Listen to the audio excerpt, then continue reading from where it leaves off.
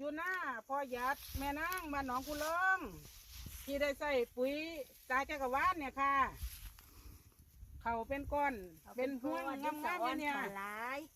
บ่เคยเห็นเขางามปานนี้เคีย งามปานนี้จ้าเทียนี่ตะห่วงอ้อยตอยตะอ่อน ก็เห็ดหน้ามานี่มีจังสีเทียบ่ บ่มีจักเทีย มันก็มี แต่ นี่ เรา เก กันเลี้ยงก็ได้หลายปีนี้สิได้หลายค่ะ ดีใจบ่ค่ะดี ดี ใจ ใจ บ่ มากค่ะ ดีใจหลายเห็นเขาย่างเบิ่งเบิดมือ ค่ะ เห็นเขางามย่างอันอ้อมหน้าย่างอยู่เบิดมือเบิดเว้นกับบ่เมื่อยบ่ลา ค่ะ เห็นเขางามหลาย ภูมิใจหลายอยู่ จาก เนาะ หน้าแม่นภูมิใจ ที่ ห นา ลาย ที่ใส่อีกบ่ ใส่ ใส่ปุ๋ยตัวใด ใส่ปุ๋ยตาได้ไม่นั่ง ตาจักรวาล ที่นาใส่ไหนก็เขา ใส่หลายก็เก่าเพราะว่านั่นอีนี่ลองเบิ่งนี่เบิด16 ถุงหน้า